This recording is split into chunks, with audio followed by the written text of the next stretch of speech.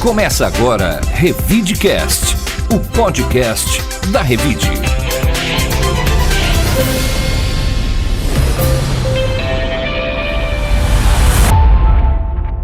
Revide. Olá, eu sou a Bel de Farias, bem-vindo ao nosso Revidecast, o podcast da Revide. Olá, eu sou o Murilo Pinheiro. Aqui você vai saber de tudo o que aconteceu de mais importante na última semana. E no Revidecast de hoje você vai ouvir: Senado aprova o fim da saidinha de presos. Dengue afeta doação de sangue em Ribeirão Preto. Procon detecta alta no preço dos repelentes. Pontos de ônibus de Ribeirão Preto recebem adesivo com código para consultar o trajeto das linhas. Semana marca a comemoração dos 150 anos da imigração italiana. Revide. O Senado aprovou nesta semana o projeto de lei que acaba com as saídas temporárias de presos em feriados e datas comemorativas. Contudo, o projeto mantém a autorização para que detentos em regime semiaberto possam estudar fora da prisão. Como os senadores fizeram mudanças, a proposta será analisada novamente pela Câmara dos Deputados, que aprovou o projeto em 2022. A proposta foi aprovada por 62 votos favoráveis e 2 contrários. A legislação atual prevê a saída temporária, conhecido como saidinha, para condenados do regime semiaberto. Eles podem deixar a prisão 5 vezes no ano para visitar a família em feriados, estudar fora ou participar de atividades de ressocialização. A proposta aprovada também prevê a realização de exame criminológico para permitir a progressão de regime de condenados. Bom, Murilo, essa daí foi uma pauta bem da direita, né, que a gente sabe que hoje o Senado Federal, a grande maioria dos nossos senadores estão nessa linha, né, de uma política um pouco mais à direita, e tem também a esquerda aí que fala muito aí sobre a questão dos direitos humanos, mas é sempre uma questão a ser considerada, né, uma vez que a gente vê muitos casos de presos que não teriam muitas condições de sair para essa saidinha, né? O que não dá para entender é por que se libera essas pessoas, né? Pois é, eu acho que foi aí foi nessa brecha que permitiu essa questão aí mais restritiva, né? Porque, assim, a priori, presos que não oferecem risco, né, que pudesse ter uma ressocialização, uma oportunidade de se reinserir na sociedade, a priori seria uma coisa boa. O problema é que os critérios da justiça não foram muito eficientes e vários, né, presos saíram nessa saidinha, acabaram cometendo crimes, cometendo novos crimes, né? Muitos não voltavam para a prisão, né? Então acabou o benefício, de uma certa forma, acabou revertendo para um prejuízo, né? Acho que o que deveria ter ocorrido, que não houve, seria uma seleção mais rígida de quem efetivamente poderia sair, de quem efetivamente não oferece risco. Mas a gente sabe que essas avaliações, não só no sistema judiciário, em qualquer lugar, na educação, na saúde, são sempre exames muito precários, né? Que acabou criando essa situação aí. Revide. O Banco de Sangue de Ribeirão Preto ainda não conseguiu equilibrar seus estoques sanguíneos, que desde o início do ano já enfrentavam um déficit de 60%. Com o período de férias seguido do feriado prolongado de carnaval, a situação se agravou. Atualmente, a unidade vem recebendo cerca de 15 a 20 doações por dia, quando o ideal seriam 50 bolsas diariamente, para atender com conforto as demandas dos hospitais. Entre outros, um dos requisitos básicos para ser doador é ter entre 16 e 69 anos, desde que a primeira doação seja realizada até os 60 anos. Menores de idade precisam de autorização e presença dos pais no momento da doação. Mesmo quem não sabe qual o seu tipo sanguíneo pode doar, pois no procedimento de doação é realizado o teste de tipagem. O banco de sangue fica na rua Quintino Bocaiúva 975, na Vila Seixas. O telefone é o 3977-5900 e o WhatsApp 99702-0830. A unidade funciona de segunda-feira a sábado, das 7 ao meio-dia. Bom, Murilo, isso é uma coisa que precisaria ter uma conscientização maior, né? Do número maior de pessoas que têm condições de doar sangue e que acabam não doando porque não faz parte da sua da sua realidade, né? Mas quantas pessoas saudáveis aqui nessa cidade poderiam ser doadores? Isso aí, exatamente isso. Acho que a gente precisaria criar uma cultura, assim como existia uma cultura forte de vacinação, precisaria fazer uma cultura forte de doação de sangue, né? E infelizmente não tem. Então, assim, pra gente que trabalha, por exemplo, na imprensa, essa notícia de banco de sangue com estoque baixo é uma coisa assim que todo ano, todo semestre, toda hora, todo feriado, sempre tem, sempre volta, né? A mesma necessidade. Eu acho que caberia aí aos governos, às escolas, fazer uma campanha para ver se consegue se consolidar uma cultura de doação de sangue no país. Revide. Uma pesquisa constatou aumento de 15,78% em média no preço dos repelentes. A pesquisa foi realizada pela Fundação Procon. O levantamento apontou diferenças que chegaram a 84% para o mesmo produto em estabelecimentos diferentes, entre dezembro do ano passado e fevereiro deste ano. A pesquisa foi realizada em 5 sites de drogarias, farmácias e mercado. Foram 11 itens com preços comparados. A alta dos preços dos repelentes ocorre no momento do aumento de casos de dengue, transmitida pelo mosquito Aedes aegypti, que também é o vetor de transmissão da Zika e da chikungunya. Os casos de dengue no país já chegam a 653 mil nesta semana. Pois é, né? É o famoso mercado, né? As pessoas precisam, começam a procurar comprar mais, o mercado aumenta o preço, a farmácia aumenta o preço. Eu já vi várias pessoas muito descontentes com isso, né? Que, assim, até preço subiu até mais alto que essa pesquisa aí. Aumentos realmente de 60%, 80% nos repelentes, justamente nesse momento, né? Que não existe uma vacina disponível, né? E os repelentes aumentaram. Lembrando que na vacina da Covid ela está disponível e não tem procura. A da dengue não tem e todo mundo gostaria que tivesse. Então, a gente precisa ter um entendimento melhor aí sobre essa questão da saúde. Revide. A primeira etapa de implantação dos adesivos com QR Code em paradas de ônibus foi concluída nesta terça-feira, dia 20 de fevereiro, em 50 totens localizados nas regiões Central, Norte e Oeste de Ribeirão Preto. O objetivo desse formato de comunicação online é permitir que os usuários do transporte coletivo urbano saibam as informações sobre horários, itinerários e tempo de espera do ônibus que aguardam no local. As paradas de ônibus onde foram colocados os adesivos de identificação são georreferenciadas. Quando o passageiro direcionar o leitor do celular para a imagem do QR Code fixada na parada, automaticamente será aberto um site com a lista das próximas linhas a passar pelo local e o tempo estimado para a chegada. Uma coisa simples, objetiva e que faz a vida das pessoas ficar mais organizada, né, Murilo?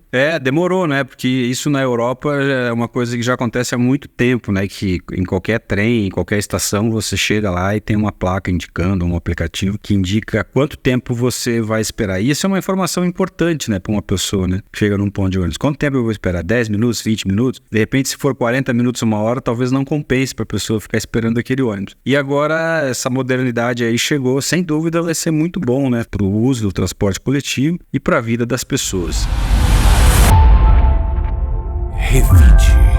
Na última quarta-feira, dia 21, foi celebrado os 150 anos da imigração italiana no Brasil. Em Ribeirão Preto, os imigrantes tiveram um papel determinante na evolução da cidade, contribuindo não só com o trabalho e com a visão empreendedora, mas também com valiosas tradições culturais. A representatividade desse povo sempre foi bastante significativa e interferiu diretamente nos hábitos, nos estilos e na cultura da população local. As lavouras de café de Ribeirão Preto foram o destino de muitos dos italianos que chegaram ao país. Aos poucos, transferiram-se para a área urbana e, como vários deles tinham um ofício, passaram a se dedicar a essas profissões, contribuindo de forma efetiva para o progresso da cidade. Uma boa momento para agradecer, né, esse povo que ajudou a construir a cidade e o país, né? Sem dúvida, né? 150 anos, eles chegaram aqui por volta de 1874. Ribeirão agora, inclusive, já tem um museu da história italiana e, né, tem todo o seu passado aqui das lavouras de café, da contribuição dos imigrantes, da culinária, a contribuição cultural. O Brasil inteiro está celebrando a contribuição da cultura italiana. A televisão mostrou várias matérias de São Paulo, principalmente, sobre os italianos, e é bom que seja assim, né? Que o Brasil seja o resultado, né, de uma síntese de raças, de povos diferentes, né, que acabaram enriquecendo essa nossa cultura, né, com várias contribuições dos japoneses, dos italianos, dos alemães, né, e os italianos, sem dúvida, principalmente no Sudeste e no Sul, são um povo que deram a contribuição mais importante em várias áreas e que a gente só se beneficiou disso no decorrer de todo esse tempo. Revide. E a repórter Yara Hassi vai nos contar os detalhes da revista desta semana, que circula em sua versão impressa e também circula pela primeira vez com o Revide Teen, que é um caderno totalmente voltado para o universo dos adolescentes. Lembrando que já fizemos uma tentativa de trazer esse público para fazer dele um leitor da revista. Na edição desta semana, além da matéria de capa sobre as novidades da temporada 2024 do Santa Clara Eco Resort, e da entrevista com o professor da USP, Elmir de Almeida, que comenta a necessidade de maior investimento em ações para a formação de leitores jovens, a Revide traz também 2 cadernos especiais repletos de conteúdo. Apresentamos a segunda cidade da região metropolitana, Batatais, que já se destacou muito no segmento do leite e hoje busca diversificação econômica e consolidação como estância turística. O caderno traz um pouco da sua história, sua economia, sua gente e lugares para visitar. Vale conferir.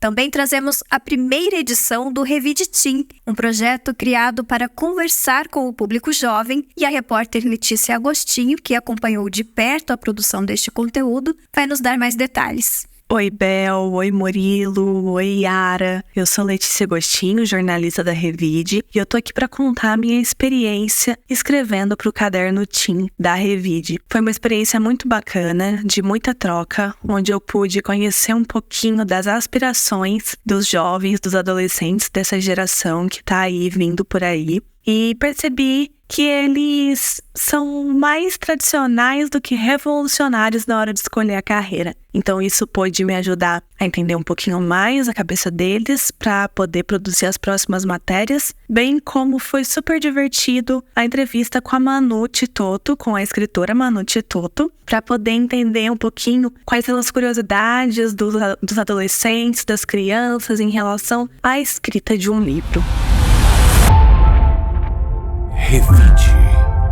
A repórter Gabriela Maulin traz os destaques do portal Revide desta semana. Olá, aqui é Gabriela Maulin, editora do portal Revide, e eu venho agora com os destaques dessa semana. A Caixa Econômica Federal publicou, na última quinta-feira, dia 22 de fevereiro, no Diário Oficial da União, o edital do concurso público para o preenchimento de 1.600 vagas para os cargos de técnico bancário novo e outras 1.600 para técnico bancário novo em tecnologia da informação e cadastro de reserva. A remuneração inicial é de R$ 3.762. As provas objetivas e da redação serão aplicadas no dia 26 de maio, com divulgação dos resultados finais prevista para o dia 5 de agosto. As demais informações vocês encontram no portal Revide. E o Ribeirão Rodeio Music está com pontos de venda de ingressos abertos nas lojas Oscar Calçados do Novo Shopping e na região central de Ribeirão Preto. Para saber os ingressos disponíveis nos pontos físicos, acesse revide.com.br. Por hoje é só e até a próxima. Revide. O professor Cleido Vasconcelos vai nos dar uma dica de filme ou série para o fim de semana. Boa tarde, boa noite, bom dia. Hoje falaremos sobre um filme que está no Netflix, também conhecido como Netflix. É Einstein e a Bomba. É uma história de uma parte da vida do Einstein, em que ele se envolveu muito indiretamente com a sugestão da construção de uma bomba para terminar com a barbárie fascista, nazista na Segunda Guerra do Hitler. É legal, todas as falas do Einstein no filme foram tiradas de conferências, de escritos dele. Então tudo que ele fala durante o filme são falas reais dele. E o filme é uma cinebiografia, então ele tem partes de documentário e partes que são interpretadas. Tem um ator que faz um Einstein e recria algumas cenas. e é justo sobre isso, né? Sobre a barbárie, o infinito da maldade humana, na época na forma do Hitler, hoje em dia até em outras formas, e sobre como Einstein quase se envolveu com isso e as culpas e as deduções filosóficas dele. É bem legal, é curtinho, 1h10, certo? Tá no Netflix. É isso aí. Tchau! Bye! Revide. E a minha sugestão de leitura dessa semana é a tetralogia da Helena Ferrante. A série napolitana é composta por 4 livros: A Amiga Genial, História do Novo Sobrenome, História de Quem Vai e de Quem Fica e A Menina Perdida. Os 4 livros contam a história de 2 amigas nascidas em Nápoles em 1944, a Lenu e a Lila. Então, conta a história da infância até a velhice diante de uma sociedade machista. A misteriosa escritora italiana Helena Ferrante, que até hoje ninguém conhece, né, que é uma mulher, é uma escritora que ninguém sabe se ela é uma mulher, se ela é um homem, ela não tem uma identidade, ela é uma figura muito interessante. Conquistou mais de 12 milhões de leitores no mundo. Para mim, o que mais me chamou a atenção no livro foram as reflexões profundas a respeito da amizade, da subjetividade, da sexualidade, do amor e, sobretudo, do papel imposto à jovem mulher em meados do século XX. Não tem como amar e odiar em momentos diferentes das trajetórias de vida das amigas, a maneira como elas se comportam diante de algumas situações. E para quem gostar de ver o livro transformado em série, pode ver as 3 primeiras histórias já na HBO, que é muito boa a série. Eu particularmente gostei muito. Eu li primeiro os livros, depois eu vi a série. E agora só está faltando o 4º livro para virar série, que deve estrear ainda esse ano. Eu gostei muito e recomendo. Essas séries e os livros, né, é muito interessante. Agora a gente tem muitos escritores novos, né, para Helena Ferrante, que é misteriosa. É uma escritora que a gente não tinha conhecimento dela, né? E agora o Brasil tem recebido aí não só vários escritores estrangeiros, pensam os lançamentos feitos por aqui, como também temos uma safra de novos escritores, né? Para quem gosta aí de literatura. Por hoje ficamos por aqui. Quero agradecer aos ouvintes que nos acompanham toda semana e desejar um excelente fim de semana para todos. Um bom fim de semana para todos e obrigado por nos acompanhar. Até a semana que vem. O Revidecast tem a edição do Rodrigo Leone, roteiro de Paula Apolinário e está disponível nas plataformas de áudio. Não deixe de dar 5 estrelas no Spotify. Siga no Apple Podcasts, na Amazon Music, favorite no Deezer e se inscreva no Google Podcast ou no YouTube. Você ouviu Revidecast, o podcast da Revide.